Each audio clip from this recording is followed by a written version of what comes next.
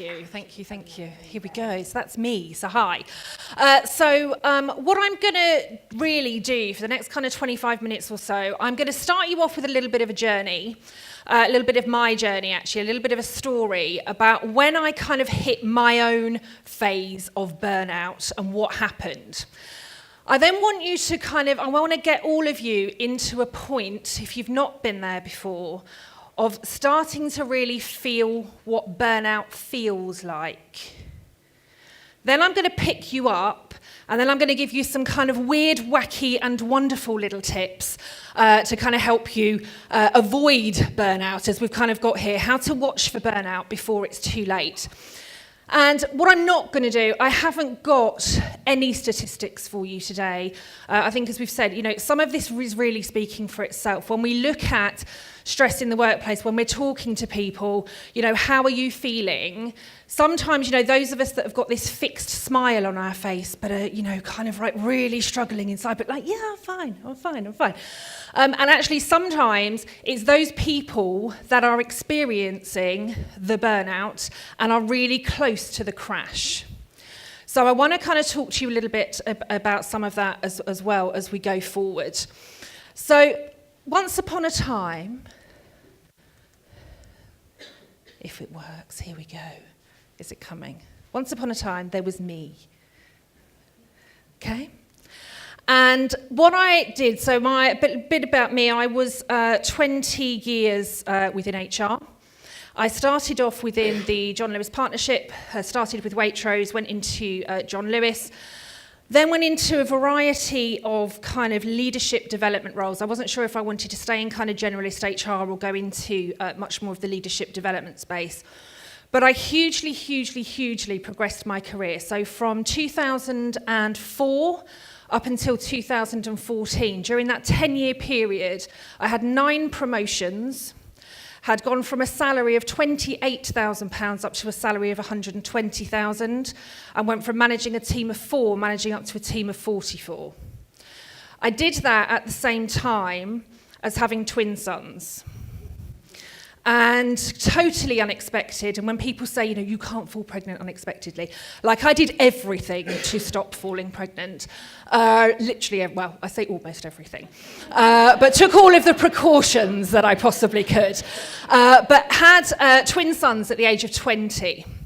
And at that point, lots and lots of people said to me, well, you can't develop your career, and you can't, be a mum, and you can't do everything. And actually, I'm one of these people that if you tell me I can't do something, I am going to show you that I bloody well can. So I went into kind of Wonder Woman syndrome, where I was absolutely convinced I could do everything. And I worked, and I was a parent, and then I started commuting into London every day. And so my, commute, I was spending probably 4 hours commuting to work, plus doing, kind of 10, 12, 13, 14-hour days, and then looking after my sons. And then when I hit 30, I started to have like a bit of a midlife crisis at 30, because I'd got the HRD role, I had the twins, I was married, I had my house, I had the nice car, had the expensive handbag, like stupidly expensive handbag, and the really expensive shoes. And thought kind of what next? So then to add to it, I started training to cycle across Kenya to raise some money for some women's cancer charities, as you do. And I kept going and going and going and going. And during 2012, I'd actually started to have a lot of warning signs. So I started to experience issues with my weight, but I wasn't necessarily, kind of doing anything differently. I was eating healthy, I was doing all of this training, I was, kind of doing everything that I needed to do, but started to experience issues with my weight. Started to not sleep particularly well, and started to just get some kind of, some headaches. But all of that I just thought was associated with just being tired and doing all of this stuff that I was doing, because we start to make excuses for it. So my headaches were because I needed to go and get some new glasses. The fact that I was putting on weight, I clearly wasn't eating enough, and actually, what I was doing was not necessarily eating, and some days I could go 2-3 days without food. I was fueled by coffee, and then I was fueled by alcohol, after work or on the way home, and that's kind of how I was surviving. So 2014 hit, And during the first week of 2013 hit, and during the first week of January 2013, I was going through a restructure for my team. I was the people lead as part of a huge transformation project, in addition to having to change my HR function, having to support the organisation, implement a recruitment project that was going to save the organisation within that year £40 million, and then having to restructure my HR team at the same time. And the first week back in January, as we sat doing these interviews, I went to stand up from the table and I couldn't actually stand up straight. I was like this, with this horrible, horrible pain that I physically cannot explain, but I ignored it. And I hobbled around for the rest of the day. And the rest of the people that I was interviewing with were like, Kelly, you've got to go home. No, I haven't, because I am HR and we need consistent interview panels. So I fought and I fought, and I fought for the rest of that week until the Friday night, actually. I passed out on the train on the way home. Luckily, my friend had been on the same train as me and saw me kind of hobbling off the station at the other end, and I was in hospital. And I repeated that for the next 7 months. In pain, being rushed to A&E. In pain, being rushed to A&E. Because I had convinced myself that whilst I was living healthily, I could still be Superwoman and Wonder Woman and still do everything that was needed. And as the HR director, like, I was one of the most important people in the business. How will my team survive without me? And I genuinely had that belief. And then I ended up in the July having 2 operations in 48 hours. Was working from my hospital bed on my laptop because I was committed to the organisation. And then my mum came in to see me and told me that she had told my boss how bad I was, and my boss had cut off my email access. How dare she, right? This is my mum interfering with my work and my position. And my boss had cut off my email access. So, of course, what I did was I then contacted all of my team on their personal emails in order to kind of get them to keep me in the loop. But as I started to kind of come out the other end of that, actually what I realised was, from an HR perspective, I joined HR, kind of 10, 14 years previously, because I wanted to change the world of work.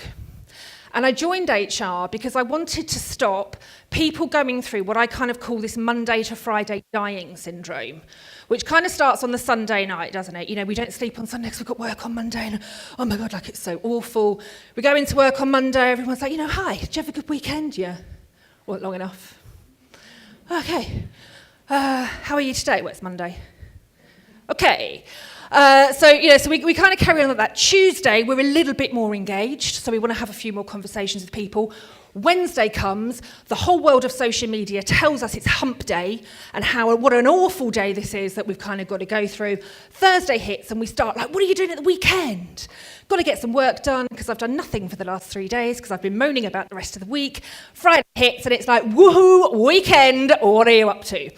And so that was kind of, and I wanted to change that, because from a lot of my friends, when we talk about, poor management practices, poor policies, poor processes, poor procedures, the way in which they were getting treated, I genuinely joined HR because that's what I wanted to change. And actually what I'd been doing for most of the last 7 years of my career was pushing and pushing and pushing, ignoring all of the people, not necessarily ignoring them, but creating all of these policies and all of these changes, because I genuinely then, my role had kind of developed into this just kind of factory of, we've got another restructure and another restructure and another restructure and another restructure. And the work that I began to do as an HR director was so far away from my own values and what it was that I believed in from an HR space. I think that's what started to contribute to my well-being. So when I got back to my values and back to the core of what it was that I was doing in HR, that's when I started to see the shift. So I made myself a promise that I was going to firstly implement more self-care, but I also wanted to start to do more of that for HR professionals. So when I started my company in 2014, we celebrated our 5th birthday last month, which was very exciting. But I kind of made myself a promise that not only was I going to have more self-care, but I wanted to talk to HR professionals about doing that as well. So through some of the work that we've done, I've got my book, What's Your Excuse for Overcoming Stress, but that's filled with hints and tips. We designed a mental wellbeing course for HR Because again, we've got to be, if we're out there kind of looking after and protecting the rest of the business, we've got to be out there doing stuff for ourselves. And as part of the Members Hub that we launched in January, a huge focus of that is what are we doing as HR to look after ourselves? How do we take time out? What does time out look like for us? We talk a lot about the fact that self-care is selfish, and it's not. It is vital. Absolutely vital. And we also kind of look at, when we talk about self-care from a perspective, particularly from an HR perspective, because we're there looking after everybody else in the business, that sometimes we can start to think, actually, it's me first. And we start to automatically assume that if any of us are putting our self-care first, that you're quite selfish. Because that means you're putting yourself first. And actually, it's not about me first, it's about me too. Because if you continue to give all of this to everybody else, you have to be looking after yourself as we go through. So whilst HR are looking after everyone else, who is looking after HR? And that's kind of what I want to kind of draw you through today. So again, one of the big things that we talk about is the fact that we need to be focusing on people, not policies. And whilst we kind of look at some of this, we're talking at the moment about loads of wellbeing policies, wellbeing practices, fruit in the office, because obviously that's going to save the world. We're not necessarily looking at what sits behind that. We've got this huge focus at the moment on mental health first aiders. Let's get everybody, everybody needs to be a mental health first aider within our organisation. And I've done that, and I think it's vitally important. But actually, when you look at what first aiders are there to do within organisations, first aiders are there at the point that you have an accident. It's the proactive stuff that you put in place to stop you needing a first aider that creates safe places to work. And what I want us to be focusing on is actually how we create mentally, emotionally, and physically healthy workplaces by taking much more of a proactive approach. So if you've got a wellbeing policy and you've got fruit on the desk, great. But actually, what are the ways of working? Are you telling people they can work from home, but then tying them up in a working from home policy that says you have to let us know every time you go to the toilet, you must not leave your house, and you must not sit in your pyjamas all day? How are we interacting with one another? Are we allowing people to take proper breaks, or are we like, oh my God, she's on BBC News again, how dare she? She did that an hour ago. It's those sorts of things, but also kind of work levels and stress. Are we looking at the work levels and the stress levels of our people, or are we just assuming that our wellbeing policy and the fact that we've got a mental health first aid, so we've ticked the box, is enough for our people? So I want to kind of challenge you on that today. What I want you to do now, this is all going to be a little bit weird, some of you may run for the exit, but what does burnout look like? I'm going to come on to this in a minute, but as I said, I want you to kind of start to feel some of this. I'm going to pick you up again, so I'm not going to leave you in this space. But actually, what does burnout look like? So I'd like all of you, please, to stand up. Put your bits and pieces down. You may want a little bit of space, and those of you on the front row may want to turn around and look at some of the people behind you. Okay, now, I want you to pretend for the next minute or so that you have a zip. And your zip starts kind of just below your navel, and it goes right up to your head. Okay? But what we're going to do in this instance is we're going to unzip ourselves. So you're going to take the zip at the top of your head and you're going to start to unzip. All will become clear. This is going to feel really weird. But I want you to unzip. So take the zip from the top of your head and you're going to unzip yourself. And you're going to start and you're going to unzip yourself. And not that I like to kind of stereotype. Keep going, keep unzipping. And I don't like to gender stereotype, but actually, ladies, we do this really well with our eyes when we're like eyeing people up and down, when we're like in shops or in coffee shops, like, yeah, I see you, yeah. And we do this brilliantly. And every time that we're eyeing somebody up and down, we're starting to drain them of energy. So as we start to look, and we do this really well, particularly those ladies that are really good at the duck face, like we do it even better. Like, really? Like, yeah, okay. But I want you to, but you can feel, or I certainly can, how some of that energy in the room has dropped. Can you feel that, or is it just me? So I want you to just sit for a moment. And again, if you need to, just kind of like, I'm totally wired today, so even the fact that I'm kind of feeling it. But if you kind of need to, I just want you to kind of feel that. And if you've got that kind of bit of an energy drain. I mean, this is like nowhere near what proper burnout would feel. But actually, as you kind of start to take some of that energy and you start to feel really depleted, it makes it a little bit more difficult to talk. It makes it a little bit more difficult to connect to the person next to you. It makes you a bit more sluggish, makes you more slow.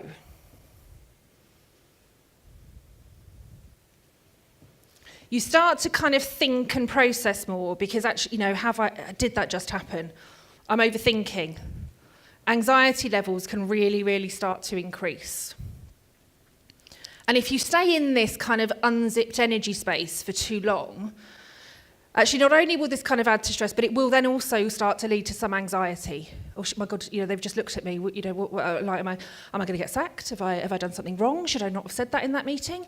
And we start to go to that place. And the more anxious that we get, we then start to go into kind of this bit of a vicious circle. Because as our anxiety levels rise, so too will the worry. As our anxiety rises, we start to sleep less. We start to make unhealthy choices about what we're eating, what we're drinking. Oh, if I, have a bottle of wine when I get home, that'll make me feel, or a glass of wine that turns into a bottle, that'll make me feel better. And we start to make some of these choices. Now, I don't want to leave you here, so I want you to stand up, and now we're going to zip ourselves up again. And if you've got really low, you can clap, you can stamp your feet, you can do whatever. But I want you to start zipping up and actually feeling the difference. So everybody's smiling now. Yeah. Keep zipping until you feel it lift. We've got long zip. Long zip. Lots of long zips. Now I do this exercise quite a lot. If you were kind of up, you can sit back down.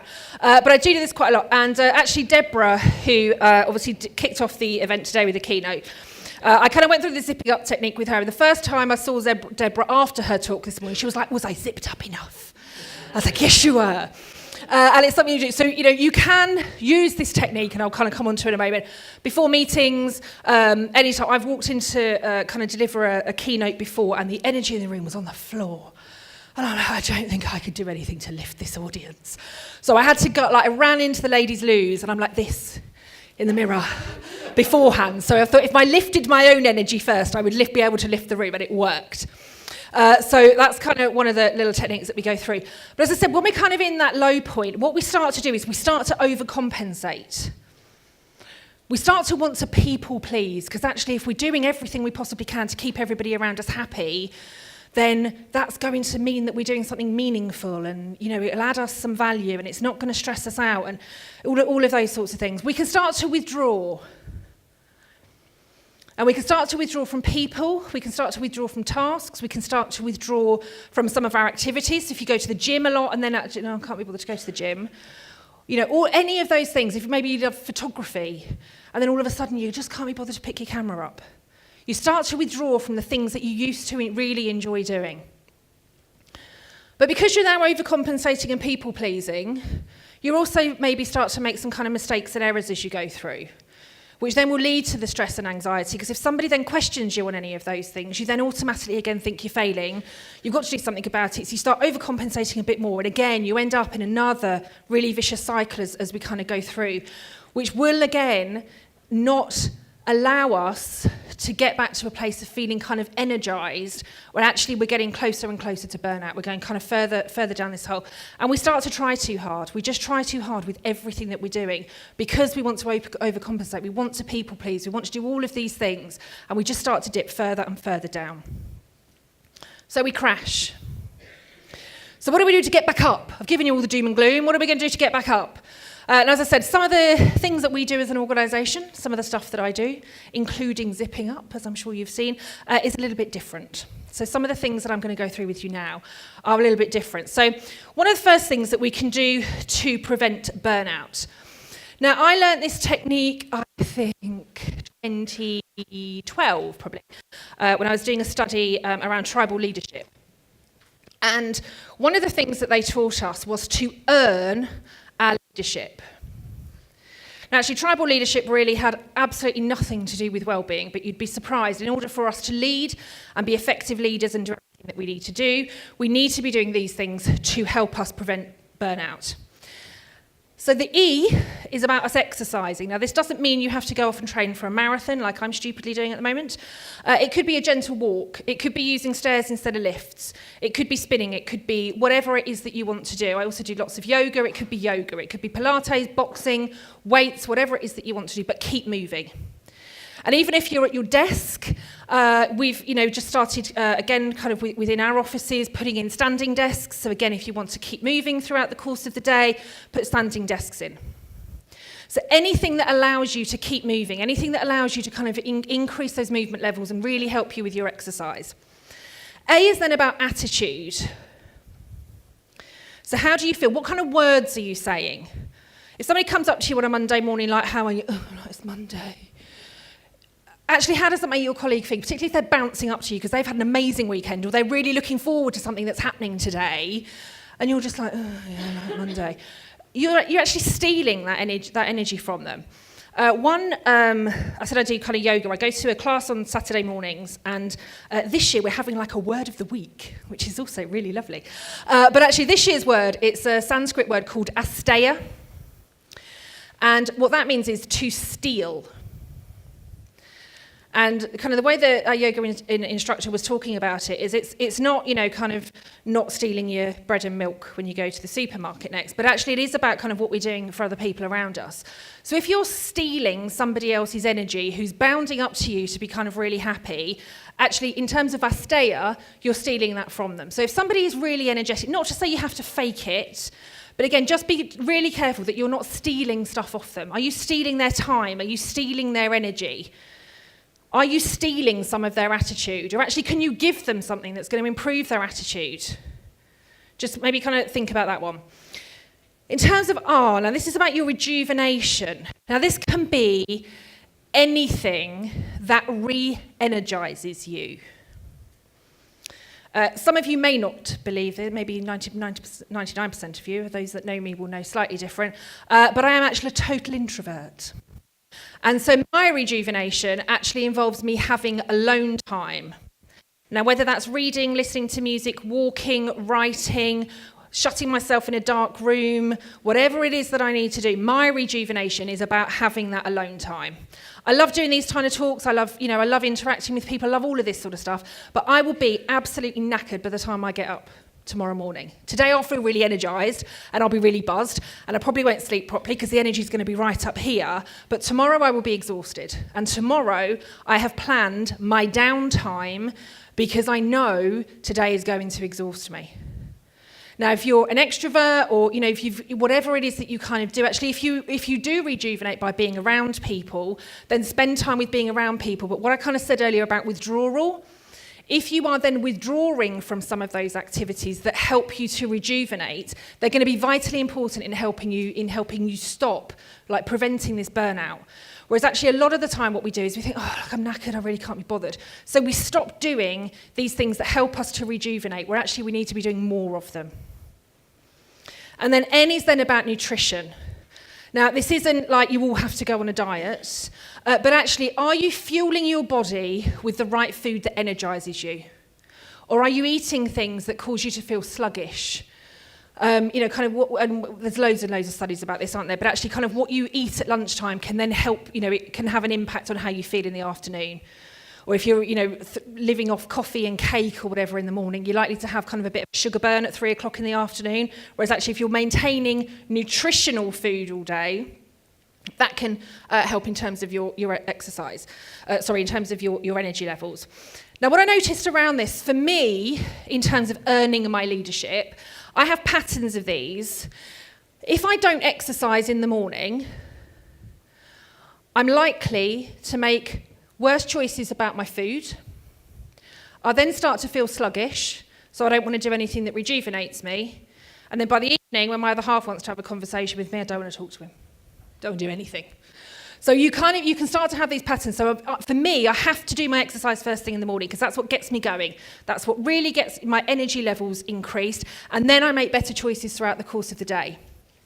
Likewise, I may still have done my exercise, but maybe I've missed my whatever it is that rejuvenates me, or I'm eating too much of the wrong thing. So even if I've, done everything and I'm really fired up, we're going out for, team lunch, and I start to make the wrong food choices. So actually by the evening, I don't want to be doing my journaling, my meditation, my yoga. I don't want my alone time. And then my attitude starts to feel bad. And then I wake up tomorrow morning, I don't want to do my exercise, because actually I feel really crap. And then the cycle starts to continue. If I do get into that cycle, I'm not going to stand here and say I'm absolutely perfect, because I still have days where I go into that cycle. But the first thing that I then have to question is, what's one thing today that's going to make you feel better? What's one thing today that's going to increase your energy levels? And that's the thing that I do. And then I can start to get myself back in a cycle. So when you do start to do these sorts of things, you can catch yourself doing it, and then you can start to increase. And the first part of this really is about raising your awareness of how you're feeling, really recognizing in terms of your energy levels. But also something to be aware of, the angels and the vampires. Anybody heard this phrase before in terms of energy? You were like, this woman is crazy. Angels and vampires. So what you need is a ratio of 3 angels to 1 vampire. Now, these may be different for any of you. Angels are anything that can be people, tasks, activities, books, music, songs, exercises, anything. The angels are anything that give you energy. And the vampires are the things that suck the life out of you. So my biggest vampire is spreadsheets. Absolutely my biggest vampire. So somebody else within my team does it. Okay? But if I know I have to do it, or it's kind of, end of financial year, or I've got to start looking at all these spreadsheets with the accountant, or kind of do whatever, I need then three angels to pick me back up again. So for every 1 hour of spreadsheets, I need 3 hours of something brilliant. Now, you may have colleagues that are your vampires. Likewise, you may have colleagues that are your angels. If you've got to spend an hour with a vampire, go and do something fun with your angels for 3 hours. If you've got a really awful Monday morning meeting that you're like, this is going to go on until lunchtime, try and do something brilliant for the rest of the week. It's not always possible, but try and do what you can to kind of get through there. But in the lead of number 1, so we talked about the urn and managing your vampires. In the lead at number 1, sleep. Again, when I was kind of going through that crash and I was doing all that commute and I was doing all of that stuff, the first thing to be affected was my sleep. I know now I need at least 8 hours sleep a night. If I do not get 8 hours sleep a night, I am terrible. And I know, particularly LinkedIn lately, everybody's like, join the 4 a.m. club, and do everything that you need to do. Not for me. I will be tucked up in my bed, doing my recharging and getting up when I need to do it. So sleep, sleep, sleep. And there are things, you can start to look at how you manage your sleep. So turning off tech, again, if you do your urn, that will again help you kind of get to that recharge. So 3 weird and wonderful tools. Now, again, we've talked about one of these, but the first thing is that zip up. And as stupid as it feels, if you're going into a meeting, I guarantee you that will help to increase your energy levels. This preventing burnout is really about trying to keep your energy levels high in a natural way as possible. So this isn't about reaching for substances. This is about this natural part of it. So use your zip up technique. Another one is box breathing. Anyone familiar with box breathing? No. Okay, we'll do a quick one of those, and then I'm really conscious of time. So in terms of box breathing, I want you all to breathe in for a count of 4. So 2, 3, 4. Hold 2, 3, 4. Out 2, 3, 4. Hold 2, 3, 4. In 2, 3, 4. Hold 2, 3, 4. Out 2, 3, 4. Repeat that 3 times. If you need more, do it. That grounds you, that recharges you, and that helps you just get clarity of thought within your mind. So if you are stressed, if you are anxious, any of those sorts of things, that will help to clarify you. So you zip up and you box breathing. The third one then, grounding. Anybody heard of grounding? You're all like, she really is mental. Grounding is basically, and you can do this in the office. Ideally, it works best barefoot on grass. And again, you just do some reading. You could do your box breathing on there, it's amazing. But you can just connect with the office floor, connect with the stage, connect with anything around you. Focus on the feet, and it's the feeling within your feet, and just seriously ground yourself. If you can do that with your box breathing as well, that will massively help. So in order to help you keep burning, sleep, sleep, and more sleep. Cannot recommend that enough. Lots of sleep. Earn your leadership. So exercise, attitude, rejuvenation, and nutrition. Make the most of your 3 weird and wonderful tools, but please, if ever things start to get out of control for you, talk to someone, and I mean anyone. Talk to anyone that you possibly can about how you're feeling, share the load, and keep yourself burning bright. Thank you very much.